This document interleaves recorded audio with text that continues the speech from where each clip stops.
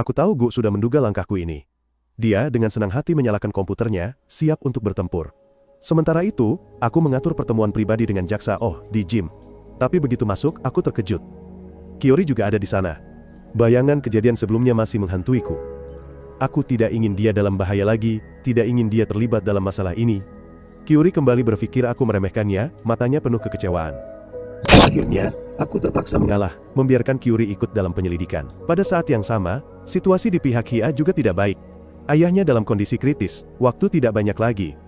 Dia harus berjuang sendirian memperebutkan kekuasaan di perusahaan, sambil juga mewaspadai Tai Seop, yang berniat mengambil alih perusahaan keluarganya. Hea begitu sibuk sampai tidak punya waktu untuk bertemu denganku. Tepat pada saat ini, Minsu memberiku hadiah besar. Dia telah mengumpulkan semua bukti korupsi di kalangan pejabat tinggi militer. Dalam perjalanan mengantar Minsu pulang, aku melihat seseorang yang mencurigakan berkeliaran. Aku mengejar pria itu, dan tanpa sengaja menyelamatkan seorang gadis yang dicekik. Kebetulan sekali, gadis itu adalah sahabat Han Mi. Lagi pula, dia adalah putri Jin Yong, seorang anggota dewan yang jujur. Seseorang yang cukup berkuasa untuk berhadapan langsung dengan Tai Seop. Aku meminta Han Mi untuk mengatur pertemuan dengan Jin Yong. Aku memperingatkannya, rencana untuk menusuk Tai Seop dari belakang tidak akan berhasil, karena ada pengkhianat di sisinya. Orang itu harus ditemukan terlebih dahulu. Tetapi Jin Yong membenci kejaksaan sampai ke tulang, dia tidak mendengarkan peringatanku dan pergi dengan marah. Dan seperti yang kuduga, begitu dia kembali, dia menerima kabar bahwa rencananya telah tercium oleh Tai Seop. Jin Yong segera memanggil pejabat tertinggi untuk menyelidiki, tetapi tidak ada seorang pun yang muncul. Yang datang justru Tai Seop. Pengkhianatnya adalah sekretaris Jin Yong. Dia membocorkan semua informasi kepada Tai Seop. Orang Tuvon Derkot Kuapos, orang dekat Jin Yong juga telah disuap. Sekarang, Jin Yong sendirian. Pada saat inilah, dia mengingat peringatanku. Malam itu, kami bertemu secara pribadi di tepi sungai. Aku berbicara tentang cita-citaku, tentang melindungi Republik. Saya ingin Jo Tai Seop dihukum oleh hukum. Lalu saya memberikan Jin Yong sebuah bundel dokumen, menyebutnya sebagai kotak Pandora. Saya ingin dia mempublikasikannya dalam rapat parlemen. Jin Yong terkejut saat melihat bundel dokumen tersebut. Di dalamnya terdapat kejahatan semua pejabat tinggi. Jika dipublikasikan, seluruh Korea Selatan akan tenggelam dalam kekacauan. Namun saya mengatakan, sebaliknya, Jin Yong akan memiliki lebih banyak kekuatan untuk menghadapi Tai Seop. Saya bertaruh pada orang ini. Dia adalah satu-satunya politisi yang dapat menentang Tai Seop. Akankah rencananya berhasil? Jin Yong pergi ke Komite Kehakiman Parlemen. Ini adalah rapat untuk memilih kandidat Menteri Kehakiman. Di sana, Jin Yong mengeluarkan bundel dokumen yang saya berikan. Dalam daftar ini, ada 37 nama yang menyebabkan skandal wajib militer. Bahkan ada nama beberapa anggota parlemen yang hadir di sini. Selanjutnya adalah 50 pelanggar undang-undang narkotika, dan juga para penerima suap seksual. Jin Yong membacakan semua nama ini dengan lantang di hadapan parlemen dan media. Banyak pejabat tinggi bangkit menentang. Ruang sidang Kongres dilanda kekacauan. Sesuai rencanaku. Aku pikir masalah ini akan sangat melemahkan kekuasaan Jo Tai Seop. Tetapi aku salah. Semua orang yang disebutkan Jin yang mendatangi Tai Seop untuk memohon pertolongan. Begitu Tai Seop muncul, semuanya berlutut di hadapannya. Untuk mencari jalan keluar, orang-orang ini menyerah pada Tai Seop. Meskipun masalah ini membantunya memperkuat kekuasaannya, itu juga meningkatkan tingkat kejahatan Tai Seop. Kang Jin juga mendatangi Tai Seop untuk meminta bantuan. Ia harus membayar mahal untuk lolos dari hukuman.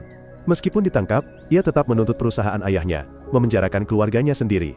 Perusahaan ayah Kang Jin juga jatuh ke tangan Tai Seop.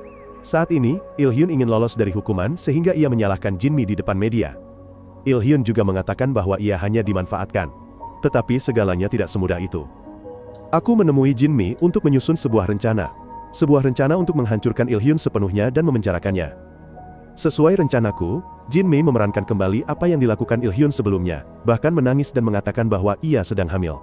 Sebelum persidangan, Il Hyun dijatuhi hukuman 7 tahun penjara. Saya sangat puas melihat Il Hyun digiring pergi. Setiap hari, saya berlatih seni bela diri dengan Jeon Seok di gym. Meskipun hanya latihan, kami berdua saling menyerang tanpa ampun. Sun Hyuk sangat terkejut melihat pemandangan ini. Sementara itu, keluarga Hi Ah mendapat kabar buruk. Perselingkuhan kakaknya terbongkar oleh media. Ayahnya sangat marah. Segala sesuatunya telah sampai pada titik ini, Hi Ah tidak bisa lagi menyembunyikannya. Dia tidak punya pilihan lain selain menuruti ayahnya. Dia harus bangkit melawan saudara-saudaranya untuk mempertahankan grup. Hei Ah mengundang saya keluar untuk mengucapkan selamat tinggal, sebagai seorang teman. Mulai sekarang, dia harus memasuki pertempuran untuk kemuliaan dan kekuasaan, tidak lagi menjadi gadis naif. Ketika Hi Ah hendak pergi, saya memanggilnya kembali. Saya berjalan, meraih tangannya, dan menariknya. Saya memberinya boneka beruang. Saya mengatakan bahwa jika dia sedih, datanglah menemui saya. Ha sangat tersentuh. Dia merasa seperti diberi kekuatan, dan berjalan dengan senyum di bibirnya. Tepat pada saat ini, kakak Ha mendatangi Tae Seop. Karena ingin menjadi ketua, dia membuat kesepakatan dengan Tae Seop. Malam itu, Tae Seop menemui ketua Kim dan memintanya menyerahkan posisinya kepada putra sulungnya. Namun, Presiden Kim tidak setuju. Jadi, Tae Seop memberinya hadiah sebagai peringatan. Berita Presiden Kim masuk rumah sakit diberitakan di televisi. Tae Seop memerintahkan Seok Hon untuk menyelidiki grup Cheonha. Pengumuman ini diumumkan kepada seluruh warga. Orang pertama yang menjadi sasaran adalah putra bungsu Presiden Kim. Dia dimasukkan ke penjara. Karena takut sasaran berikutnya adalah Ha, Presiden Kim, secara pribadi, menemui Tae Seop. Dia memberinya hadiah, rekaman suara dari pertama kali mereka bekerja sama. Dia memperingatkan bahwa jika Tae Seop menyentuh putranya lagi, dia akan memenjarakannya. Ini telah mencapai batas Tae Seop. Malam itu, Tae Seop mengirim orang ke rumah sakit untuk membunuh Presiden Kim. Direktur di sana juga adalah orang Tae Seop. Dia mengirim seseorang ke kamar rumah sakit untuk menyuntikkan obat, dan Presiden Kim meninggal selamanya. Melihat berita di televisi, saya datang untuk berkunjung. Saya melihat Ha dengan wajah cekung, tidak bisa berkata-kata, dan saya merasa sangat kasihan padanya. Saya mengatakan bahwa saya akan membantunya mempertahankan grup Cheonha. Melihat saya pergi, Ha merasa bingung. Dia segera meminta asistennya untuk menyelidiki segalanya tentang saya. Ketika saya kembali, saya meminta Sang Man menjual semua properti dan saham yang telah saya investasikan sebelumnya. Sudah waktunya saya membutuhkan uang ini. Presiden Kim telah meninggal, jadi Tae Seop menghentikan penyelidikan. Hal ini sangat memengaruhi Seok Hon. Karena sudah diumumkan ke publik, penghentian penyelidikan akan membuat masyarakat kehilangan kepercayaan. Saya menyarankan untuk mengalihkan penyelidikan ke Bang Byong-don untuk menenangkan masyarakat. Seok Hon tidak punya pilihan lain. Agar promosinya berjalan lancar, Seok Hon meminta saya untuk menyelidiki secara diam-diam, meskipun dia tahu itu adalah Bang Jo Tae Seop. Namun, Seok Hon tidak tahu bahwa ini adalah rencana saya untuk memecah belah dia dan Tae Seop. Setelah penyelidikan, Ha sangat terkejut mengetahui bahwa saya memiliki sejumlah besar uang. Untuk menjawab kebingungannya, dia meminta bertemu dengan saya. Tahu bahwa saya telah berinvestasi dalam properti sejak saya masih sekolah. Saya telah merencanakan untuk menghadapi Tae Seop dan membantu Ha, jadi dia sangat mempercayai saya. Saya juga memberitahunya rencana saya. Pertama, saya akan menangkap Presiden Bang Byong-don. Ini adalah dana gelap Tae Seop, dan juga tempat dia memegang 15% saham Cheonha Group. Untuk melakukan itu, saya secara pribadi menemui Tae Seop. Saya memberitahunya bahwa Seop sedang menyelidiki Bang Byong-don. Namun Tae Seop tetap sangat waspada. Dia hanya menerima dokumen itu, dan menyuruh saya pulang terlebih dahulu. Begitu saya keluar, asisten Han secara proaktif bertanya kepada saya tentang janji lama. Saya mengatakan belum waktunya, tetapi saya pasti akan menepatinya. Setelah itu, saya terus menemui Jin Yong dan memintanya untuk menyebarkan berita bahwa Bang Byong-don sedang diselidiki. Saya ingin Tae Seop tahu dan percaya pada saya. Setelah mendengar berita di TV, Tae Seop menelpon saya dengan cemas. Tae Seop menugaskan saya untuk menyelidiki bukti kejahatan dan menangkap Seok Hon. Namun saya ingin sekretaris Han ikut untuk mengambil bukti. Setelah itu, saya pergi ke penjara untuk menemui Il Hyun. Saya ingin Il Hyun menjadi saksi atas tindakan korupsi Seok Hon. Saya mengatakan bahwa saya bekerja untuk Tae Seop, jadi jika Jang Il Hyun membantu saya akan membantunya mengurangi hukuman. Namun setelah semuanya, Il Hyun tidak lagi mempercayai saya. Tepat pada saat itu, asisten Han masuk. Setelah Il Hyun melihatnya, dia dengan patuh mengakui segalanya. Sebelumnya, saya juga meminta Kyuri untuk menyelidiki perusahaan konstruksi JQ, perusahaan milik istri dan anak Seok Hon. Namun tepat pada saat ini, Jo Tae Seop menerima kabar dari bawahannya, bahwa Direktur Bang Byong-don mengatakan jika perusahaan konstruksi JQ diselidiki, Bang Byong-don juga akan ikut terseret. Karena ia telah meminjamkan sejumlah besar uang secara ilegal kepada putra Seok Hon. Tae Seop sangat marah setelah mendengar hal ini. Tae Seop segera meminta asisten Han menghubungiku dan menyuruhku menghentikan penyelidikan. Namun, segalanya tidak sesederhana itu. Saat ini, Kyuri telah menemui atasannya. Dia adalah kepala jaksa dari kantor wilayah timur, dan juga saingan Seok Hon. Ketika mendengar Kyuri sedang menyelidiki perusahaan konstruksi JQ, dia segera memujinya dan meminta penyelidikan dilanjutkan. Seok Hon tidak bisa tetap tenang ketika mendengar putranya ditangkap. Ketika Tae Seop mendengarnya, dia hanya bisa menghela napas kecewa. Tae Seop segera menelepon kepala jaksa Yon. Tae Seop memintanya untuk menghentikan penyelidikan, dan segera membebaskan orang tersebut. Meskipun tidak mau, dia tetap harus mengangguk setuju. Ketika Kyuri mendengar berita ini, dia sangat marah, menolak mendengarkan dan melanjutkan penyelidikan. Di kantor, Jaksa O juga telah menemukan seorang saksi. Kyuri tinggal untuk mengulur waktu, agar dia bisa mencari orang. Sangman dan Jeon Seok sudah menunggu di luar. Sangman mengawasi Jaksa O, sementara Jeon Seok tetap tinggal untuk melindungi Kyuri. Melihat situasi yang tidak baik, Sangman segera menelepon saya untuk memberitahu. Orang yang menunggu Jaksa O bukanlah saksi, melainkan pembunuh suruhan Tae Seop. Jaksa O dipukuli. Ketika pembunuh itu hendak menyuntikkan racun padanya, saya datang tepat waktu. Saya sangat bersemangat saat bertemu kembali dengan orang yang telah membunuh saya. Saya berlatih keras selama bertahun-tahun hanya demi orang ini. Kami hanya bertukar beberapa kata, lalu saling menyerang. Akhirnya, kami berhadapan lagi. Kali ini, saya bisa mengimbangi kecepatan si pembunuh. Keduanya tampak seimbang. Kami bertarung bolak-balik, sangat sengit, tidak ada yang kalah. Saya melancarkan pukulan, si pembunuh pun membalas. Namun setelah beberapa saat, saya tampak berada dalam posisi yang lemah. Saya dipukuli lagi. Ketika saya melancarkan pukulan terakhir, dia melemparkan pasir ke wajah saya. Saat saya marah dan bersiap melanjutkan pertarungan, polisi datang. Saya terpaksa berhenti dan mencari Jaksa Oh, lalu segera membawanya ke rumah sakit. Dokter mengatakan, dia hanya mengalami beberapa patah tulang rusuk dan tidak terluka parah. Kyuri berencana memanggil penyelidik untuk menangkap si pembunuh, tetapi saya menghentikannya. Saya menyuruhnya menghentikan penyelidikan dan melepaskan orang yang ditangkapnya. Saya akan menangani masalah ini dengan baik. Tae Seop telah memaafkan kesalahan Seok Hoon. Pada saat yang sama, sekretaris melaporkan bahwa si pembunuh telah gagal. Tae Seop sangat terkejut. Dia bertanya-tanya apakah saya yang menghentikan si pembunuh. Sesaat kemudian, saya juga menemui Tae Seop dan mengatakan bahwa sayalah yang menghentikan si pembunuh. Rekan kerja saya juga menghentikan penyelidikan. Saya tidak ingin Jo Tae Seop menjadi sasaran. Tetapi Tae Seop menjadi lebih waspada terhadap saya. Sebelum saya pergi, Tae Seop memberitahu saya bahwa Seok Hoyeon akan menjadi jaksa agung berikutnya. Tae Seop terkejut dengan bakat saya. Tetapi dia tidak tahu apa yang saya pikirkan. Tae Seop takut saya akan menimbulkan masalah, jadi dia meminta asistennya untuk mencari seseorang yang mampu mengendalikan saya. Sangman menggunakan uang saya untuk membeli 4% saham perusahaan konstruksi Jeki. Saya memberi Sangman sebuah tugas. Keesokan paginya, Jeon Seok mengantar Sangman ke perusahaan konstruksi Jeki. Dia keluar dengan sikap dingin. Sangman datang ke sini sebagai investor besar. Saya ingin Sangman menyusup ke perusahaan konstruksi Jeki untuk mendekati putra Seok Hon. Hari pemilihan akhirnya tiba. Seok Hon berjalan dengan gembira, karena ini adalah tujuan akhir yang ingin dia capai. Tapi aku tidak bisa membiarkan orang jahat seperti dia mencapai keinginannya. Selama sidang berlangsung, Song Hyuk mengadakan konferensi pers untuk memaparkan kejahatan putra Seok Hon. Hal ini menimbulkan kekacauan di dewan. Saat itu, Jin Yong juga angkat bicara mempertanyakan Seok Hon. Tae Seop juga tak berdaya dan tak bisa berkata-kata. Sidang harus ditunda. Setelah itu, Seong Hyuk juga bersiap mengundurkan diri. Mereka bertiga minum bersama untuk mengucapkan selamat tinggal kepada Seong Hyuk. Saat itu, Tae Seop kembali memberikan rencana kepada Seok Hoyeon untuk membalikan keadaan. Tae Seop masih menggunakan rencana lama. Seok Hoon memerintahkanku untuk memenjarakan putranya, karena dia tidak ingin ini memengaruhi kenaikan pangkatnya.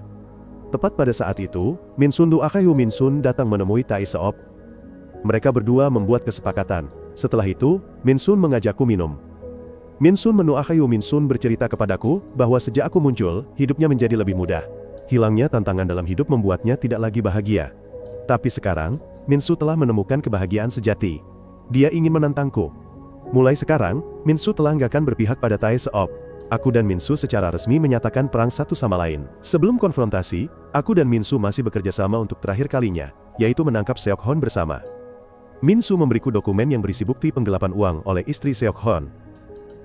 Keesokan harinya, Jin Yong tampil di depan media untuk menuduh Seok Hon menutupi kasus narkoba di Gimsan. Belum berhenti di situ. Kyuri juga sedang menuduh istri Seok Hon atas tuduhan penggelapan uang, dan membantu pejabat tinggi mencuci uang. Bencana itu terjadi begitu tiba-tiba sehingga Seok Hon segera mencari Tae Seop. Seok Hon berpikir segalanya bisa diselamatkan. Tetapi sekarang, media melaporkan bahwa Han Mi secara pribadi menuduhnya. Dia mengatakan kepada publik bahwa dia adalah anak haram. Seok Hon deki dia. Dia bahkan mengatakan bahwa dia telah meninggalkannya sejak kecil. Hal ini sangat memengaruhi reputasi Seok Hoyeon, membuatnya tidak punya jalan kembali. Pada saat ini, Jo Tae Seop juga tidak berdaya. Dengan begitu banyak kejahatan yang terungkap sekaligus, sulit baginya untuk menyelamatkan dirinya sendiri. Seok Hon tahu bahwa dia tidak punya jalan kembali. Seok Hon tidak berkata apa lagi dan pergi dengan tenang. Tae Seop telah meminta asistennya, Han, untuk menelepon saya. Tae Seop ingin saya segera menangkap Seok Hon. Dia juga tidak bisa menyelamatkan situasi ini. Setelah saya menerima perintah, Saya segera pergi menangkap Seok Hon dan memenjarakannya. Meskipun Seok Hon ditangkap, dia menerimanya dengan tenang. Meskipun di penjara seperti itu, Seok Hon tidak tahu bahwa saya telah melakukan segalanya. Keluarga Seok Hon telah ditangkap, sehingga sekarang perusahaan konstruksi JQ tidak memiliki pemilik. Oleh karena itu, Tae Seop telah menugaskan bawahannya untuk mengakuisisi perusahaan tersebut. Saat ini, saya juga memiliki target berikutnya. Saya ingin memutus sumber dana Tae Seop. Orang yang perlu saya hadapi adalah Park Dae-ho, pemilik Bank Byongdon. Saya dan Hia telah mendiskusikan agar Sangman yang mengakuisisi perusahaan konstruksi JQ. Sangman mendapat dukungan modal besar dari kakaknya, sehingga dia sangat percaya diri dalam negosiasi. Gayanya tidak ubahnya seperti seorang pebisnis sejati. Saat ini, Dae-ho menerima kabar bahwa seseorang sedang mengintervensi akuisisi perusahaan konstruksi JQ. Oleh karena itu, dia dengan marah memerintahkan bawahannya untuk bernegosiasi ulang. Dae-ho mengatakan bahwa harga bukanlah masalah. Jika kekurangan uang, dia bisa menariknya dari Bank Byongdon. Ini juga bagian dari rencana saya. Keesokan harinya, saya menghadiri pertemuan Federasi Bisnis untuk mencari Direktur Otoritas Pengawas Keuangan. Di sini, Sangman memiliki peran baru. Tugasnya adalah mengatur agar saya bertemu secara pribadi dengan direktur tersebut. Begitu saya bertemu dengannya, saya menunjukkan bukti bahwa dia telah memaksa direktur untuk menyesuaikan rasio ekuitas Bank Byongdon. Hal ini membuat Dae-ho tidak dapat menarik dana dari bank. Oleh karena itu, Dae-ho segera teringat peringatan Tae Seop bahwa dia tidak boleh gagal dalam akuisisi perusahaan konstruksi JQ. Jika gagal, dia akan menghadapi konsekuensi serius. Saya sangat memahami karakter Dae-ho. Dae-ho berasal dari kalangan preman, jadi jika dia terpojok, sifat premanismenya akan muncul. Dae-ho pasti akan bertindak tanpa mempedulikan konsekuensinya. Saat ini, saya juga menerima kabar dari Jin Yong. Seong Hyuk telah dipromosikan untuk menggantikan Seok Hoon. Seong Hyuk tidak berdiskusi dengan saya terlebih dahulu, melainkan bertemu secara pribadi dengan Tae Seop. Seong Hyuk menerima tawarannya dan menjadi jaksa kepala Seoul. Saat masih kecil, Tae Seop menyelamatkan asisten Han dari kebakaran. Selain itu, Tae Seop juga menyelamatkan kakaknya. Namun, saat mengunjungi kakaknya, dia mendengar sebuah rahasia. Tae Seop sendirilah yang membakar panti asuhan, lalu berlari untuk menyelamatkan anak-anak itu. Untuk mendapatkan kepercayaan dan dukungan rakyat. Inilah sebabnya mengapa asisten Han selalu menganggap Jo Tae Seop seperti iblis. Kembali ke kantor kejaksaan, setelah Seong Hyuk dipromosikan, dia memindahkan saya ke tempat lain. Kemudian, Seong Hyuk menyerahkan semua kasus kepada Kang Jin. Tapi, aku tidak akan mundur semudah itu. Saat ini, Sekretaris Tae Seop datang untuk mendesak Dae-ho mengenai akuisisi perusahaan konstruksi JQ. Hal ini membuatnya tidak bisa diam saja. Dae-ho menemui para preman yang pernah bekerja dengannya. Dae-ho memerintahkan anak buahnya untuk menggunakan cara-cara licik untuk mendapatkan sejumlah besar uang dari asuransi Cheonha. Jika Dae-ho memiliki uang itu, dia bisa berhasil mengakuisisi perusahaan konstruksi JQ. Saat ini, Min-gu datang ke Seoul untuk menemui saya. Dengan bantuan seorang detektif elit, saya dengan cepat menemukan sarang para preman. Min-gu tahu, pertempuran akan segera terjadi, jadi dia terlihat sangat cemas. Tepat pada saat itu, Jeon Seok muncul. Aku mengambil sebuah buku untuk menyerang, sementara Jeon Seok melancarkan pukulan-pukulan yang kuat. Min-guk segera meminta bantuan untuk membersihkan tempat kejadian. Setelah mereka menangani orang ini, pemimpin mereka juga ditangkap. Awalnya, dia sangat tenang dan tidak takut. Tetapi setelah beberapa saat, aku mengancamnya, dan dia mengakui segalanya. Setelah itu, dia menelpon Dae-ho, dan mengatakan bahwa semuanya telah berhasil. Dae-ho sangat senang mendengarnya. Ketika mereka baru saja berhasil memasang jebakan, Seong Hyuk menyerbu masuk dan menangkapnya. Ternyata, Seong Hyuk adalah orang yang mengirim Min-guk untuk membantuku. Seong Hyuk menerima promosi karena dia tidak ingin aku diselidiki. Seong Hyuk khawatir aku akan menjadi sasaran Tae Seop. Seong Hyuk ingin orang yang menjadi sasaran Tae Seop adalah dirinya, bukan aku. Seong Hyuk akan mengorbankan dirinya agar aku bisa tetap berada dalam kegelapan dan berhadapan dengan Tae Seop. Saat ini, Tae Seop menerima kabar bahwa Dae-ho gagal. Oleh karena itu, Tae Seop segera memerintahkan untuk mencari Dae-ho. Berkat ingatan dari kehidupan sebelumnya, aku tahu di mana Dae-ho akan mati. Saya langsung mengemudi ke sana untuk menghentikannya. Pada saat yang sama, si pembunuh dan sekretaris tiba. Mereka tiba, tetapi saya yang sampai lebih dulu. Saya segera mengendalikan Dae-ho dan menariknya ke samping. Karena tidak menemukan Dae-ho, si pembunuh berniat membunuh orang-orang di ruangan itu. Namun, polisi datang saat itu, jadi dia berhenti dan pergi. Tae Seop kemudian menelepon Seong Hyuk dan memintanya untuk segera membebaskan orang itu. Namun, Seong Hyuk berbalik badan, dia menolak untuk membebaskannya. Begitu kembali ke kantor kejaksaan, kekuasaannya dicabut. Sekarang dia hanya seorang jaksa pengganti. Saya selalu berterima kasih kepada Seong Hyuk. Saya menghibur Seong Hyuk untuk berusaha sampai akhir karena kami pasti akan menang.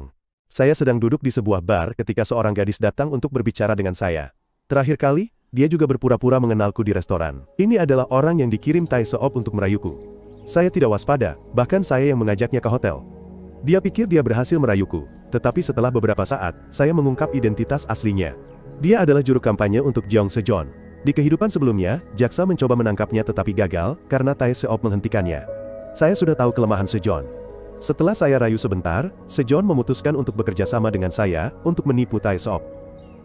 Kemudian, Sejon bertemu sekretaris Jo Tae Seop dan melaporkan bahwa dia telah berhasil merayu saya. Sejon juga memberikan bukti agar dia percaya. Setelah itu, keduanya melakukan beberapa transaksi ilegal. Saat ini, Jo Tae Seop melihat berita bahwa Sangman telah menjadi direktur perusahaan konstruksi JQ. Hea menelepon saya untuk memperingatkan bahwa Tae Seop akan mengincar Sangman. Saya bergegas pulang dan mengingatkan Sangman untuk tidak menjawab telepon Tae Seop. Selain itu, Sangman tidak boleh keluar tanpa ditemani Jeon Seok. Keesokan harinya, Sangman memang menerima telepon. Penelpon Sangman adalah asisten Han. Tae Seop telah mengatur pertemuan. Jika Sangman tidak datang, konsekuensinya tidak dapat diprediksi. Setelah mendengar ancaman dari sekretaris Han, Sangman memutuskan untuk pergi ke tempat pertemuan sendirian. Meskipun saya menelpon untuk mencegahnya, Sangman tetap memutuskan untuk pergi. Saat ini, Tae Seop masih menunggu Sangman. Namun, orang yang muncul adalah saya. Ini membuat Tae Seop sangat terkejut. Saya adalah orang di balik semua ini. Di sini, saya juga secara resmi menyatakan perang terhadap Tae Seop. Namun Tae Seop tetap tenang, karena dia berpikir saya tidak bisa berbuat apa-apa padanya. Tetapi setelah beberapa saat berbicara, Tae Seop menyadari bahwa saya benar-benar tahu terlalu banyak. Tae Seop menerima deklarasi perang saya. Tae Seop tahu bahwa saya datang ke sini karena mengkhawatirkan Sangman. Jadi, ketika saya bangkit untuk pergi, Tae Seop tersenyum dan memperingatkan saya bahwa jika saya menghargai Sangman, saya seharusnya tidak datang ke sini. Saya merasa ada yang tidak beres, jadi saya menyuruh Jeon Seok untuk mencari Sangman. Saat itu, Sangman sedang berada di atap berhadapan dengan si pembunuh dan sekretaris Tae Seop. Mereka berdua mencoba membujuk Sangman untuk mengkhianati saya. Melihat Sangman tidak mau berkompromi, si pembunuh mendorongnya ke pagar di atap. Situasinya sangat genting sehingga Sangman berpura-pura setuju. Setelah itu, Sangman bertanya apakah Tae Seop ada di balik semua ini. Merasa ada yang tidak beres, sang pembunuh menggeledah tubuh Sangman. Ketika ia menemukan perekam suara, semuanya berakhir. Sangman dilemparkan ke tanah oleh sang pembunuh. Aku dan Jeon Seok berdiri cemas di depan ruang gawat darurat. Meskipun Sangman belum meninggal, ada kemungkinan dia tidak akan sadarkan diri. Aku sangat kesakitan. Dalam kemarahan, aku memikirkan Jo Tae Seop. Saat itu, Tae Seop memberitahu bawahannya bahwa besok dia akan menunjukkan padaku apa artinya tidak berdaya. Ketika aku tiba di kantor kejaksaan, aku melihat pengumuman mutasi personel. Seong Hyuk dan Min Guk dipindahkan ke Gimsan. Han Mi juga dipindahkan ke Jepang. Kyuri dan Jaksa Hiwo juga dipindahkan ke tempat lain. Ternyata inilah yang diperingatkan Tae Seop kepadaku. Sekarang, tidak ada seorang pun di sisiku lagi. Sambil berjalan, aku memikirkan Sangman dan semua orang. Saat itu aku pergi menemui Jin Yong. Aku ingin meminta satu hal terakhir darinya. Tepat pada saat ini, Min Su juga datang menemui Tae Seop. Min Su mengatakan bahwa dia ingin menjadi politikus. Mendengar itu, Tae Seop memberikan tugas kepada Min Su. Tiket Min Su untuk masuk ke Majelis Nasional adalah menangkapku. Namun Min Su datang berbicara dengan saya mengenai hal ini. Sepertinya saya harus menjadi tiket Min Su. Saat ini, saya datang untuk memberikan Hea, kontrak jual beli dan saham perusahaan konstruksi JQ. Hal ini membuat Tae Seop marah. Tae Seop memerintahkan Seong Hyuk untuk membawa saya ke Amerika. Saya dengan senang hati setuju. Namun sebelum saya pergi, saya akan menyingkirkan tangan kanan Tae Seop, yaitu sekretaris Kim. Asisten Jo Tae Seop yang paling cakap. Mereka berdua berada di atap. Sekretaris Kim mengejek saya. Menanyakan apakah saya merasa nyaman dengan perasaan tidak berdaya yang mutlak. Saya mengatakan bahwa saya memahami perasaan tidak berdaya ini, jadi saya memutuskan untuk melepaskan posisi jaksa. Namun begitu saya melepas seragam jaksa, saya bisa menangkap siapapun. Orang pertama adalah sekretaris Kim. Saya telah mengumpulkan bukti korupsi sekretaris Kim dalam industri pertahanan. Saya diam-diam memotret transaksi tersebut. Selain kejahatan rentenir, spekulasi properti, memprovokasi penyerangan dan pemerasan politikus, serta pencucian uang. Ini adalah daftar kejahatan sekretaris Kim. Dia selalu memburu orang lain, tapi sekarang dia akan merasakan bagaimana rasanya diburu. Kali ini aku terlalu kuat. Tae Seop tidak bisa menyelamatkan sekretaris Kim lagi. Tae Seop meneleponku lagi untuk menantangku, tapi sudah terlambat. Anjing setia Tae Seop telah kuikat. Tae Seop marah dan menyuruh asisten Han mencari seseorang. Sekretaris Kim memegang daftar kejahatan yang telah dilakukannya. Dan dia tahu dia tidak bisa lolos. Dia tidak punya pilihan lain selain merangkul semua dosa untuk melindungi cita-citanya. Dia memutuskan untuk melompat dari atap. Tae Seop sangat marah. Dia jatuh ke lantai kesakitan dan menangis. Ini adalah pertama kalinya dia merasa kalah seperti ini. Di kantor kejaksaan, saya mengajukan pengunduran diri. Saya berdiri di depan papan sumpah jaksa, dan dengan tenang mengucapkan selamat tinggal kepada Min Sula. Apa yang kuminta Jin Yong lakukan adalah memasukkan namaku ke dalam daftar kandidat untuk pemilihan dewan berikutnya. Selain itu adalah daerah pemilihan Tae Seop. Jika aku tidak bisa menjatuhkan Tae Seop sebagai jaksa, maka aku harus pindah ke posisi yang lebih tinggi. Tae Seop sangat bersemangat ketika mendengar berita ini. Mulai sekarang, kami berdua akan bersaing sebagai kandidat. Begitu saya keluar, asisten Han menyarankan saya untuk menyerah. Tapi saya tahu bahwa sekretaris Han telah mengkhianati Tae Seop. Saya menyarankan dia untuk tidak melakukan apapun dan bertemu saya sendirian. Keesokan harinya, Tae Seop berkampanye. Dia mendapat banyak dukungan dari masyarakat. Karena saya mengundurkan diri, Min Su tidak bisa menangkap saya. Tapi Min Su memberi Tae Seop setumpuk dokumen yang berisi kenakalan saya saat masih sekolah. Misalnya, kekerasan di sekolah dan penangkapan di kantor polisi. Insiden ini terungkap ke media, dan banyak dibicarakan masyarakat. Hal ini sangat mempengaruhi kampanye. Tapi saya tetap tenang, seolah tidak terjadi apa-apa. Setelah saya menerima pesan itu, saya pergi menemui asisten saya Han. Dia memutuskan untuk menaruh semua kepercayaannya pada saya. Keduanya bekerja sama. Sekarang saya akan membalas berita buruk itu dengan pengumuman pernikahan. Orang tua saya sangat terkejut mendengar saya akan menikah. Semua orang terkejut dengan berita ini. Pernikahan saya dengan Hi Ah berhasil menarik perhatian publik. Hal ini juga membuat masyarakat lebih percaya kepada saya, dan menghilangkan semua rumor buruk sebelumnya. Di depan media, saya menantangnya untuk berdebat secara terbuka dengan Tae Seop. Seluruh negeri mengetahuinya, jadi Tae Seop tidak punya pilihan selain menerima. Di TV, Tae Seop dan saya memulai debat langsung. Saya menyebutkan Bang Dongdon, dan memutar video Daeho yang menuduh Tae Seop. Ini membuat perdebatan semakin memanas. Saya bertanya mengapa Tae Seop menyita aset kapitalis Yeonsu. Kemudian, saya menyebutkan kisah pengorbanan Direktur Kim. Tae Seop dengan keras mengatakan itu hanyalah fitnah. Kemudian, saya mengeluarkan ponsel sekretaris Kim. Isinya adalah hal-hal kotor yang telah ia sembunyikan. Namun, Tae Seop melakukan serangan balik. Ia bertanya mengapa ponsel orang yang sudah meninggal ada di tangan saya. Tae Seop memutar video saya mencekik sekretaris Kim di atap. Kemudian, Tae Seop menuduh saya membunuh orang. Dengan keraguan yang masuk akal dari Tae Seop, saya tidak punya sanggahan. Debat harus dihentikan untuk menyelidiki kasus ini. Tae Seop mengira ia berhasil menjatuhkan saya. Tetapi tiba-tiba, Tae Seop melihat asisten Han di TV. Kali ini, dia yang akan melancarkan pukulan terakhir.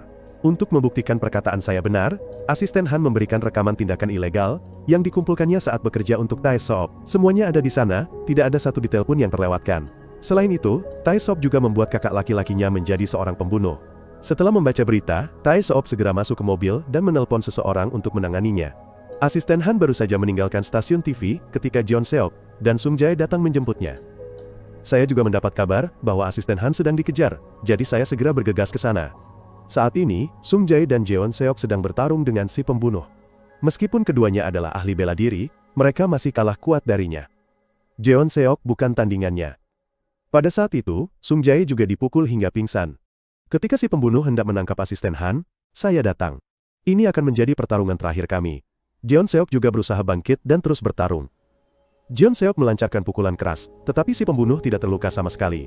Jeon Seok tidak punya pilihan lain, ia menggunakan tubuhnya untuk menahan serangan dan mencengkram si pembunuh. Jeon Seok menyuruh saya cepat. Saya segera melompat dan melancarkan pukulan mematikan ke puncak kepalanya. Pukulan itu begitu menyakitkan sehingga si pembunuh tertegun, tetapi dia masih punya tenaga untuk bertarung. Aku mengerahkan seluruh kekuatanku di menit-menit terakhir, dan akhirnya berhasil mengalahkan si pembunuh. Ketika aku hendak membunuhnya, asisten Han menghentikanku. Ternyata kakak laki-laki yang dia sebutkan adalah si pembunuh ini. Kakaknya telah diubah menjadi pembunuh oleh Jo Tae Seop. Meskipun dipukuli seperti itu, dia masih menelepon Tae Seop untuk melapor. Tae Seop dan aku berbicara. Pada akhirnya, Tae Seop berpikir bahwa dia tidak bersalah. Jika iya, dia hanya akan meninggalkan Korea tanpa mengubah apapun. Dia akan terus mengawasiku. Dia ingin tahu bagaimana aku akan membangun Korea. Kemudian, si pembunuh dibawa pergi oleh polisi. Asisten Han juga mengucapkan selamat tinggal padaku untuk mengakui kesalahannya saat bersama Tae Seop. Tae Seop masih merenungkan apa yang telah dia lakukan. Dia bertanya-tanya, apakah dia sudah bertindak terlalu jauh. Sekarang dia sendirian di rumah yang suram. Dia tersenyum pahit dan perlahan menghilang. Keesokan harinya, semua kaki tangan Tae Seop ditangkap. Jaksa juga ditangkap oleh Minsu. Keduanya bertemu di kantin.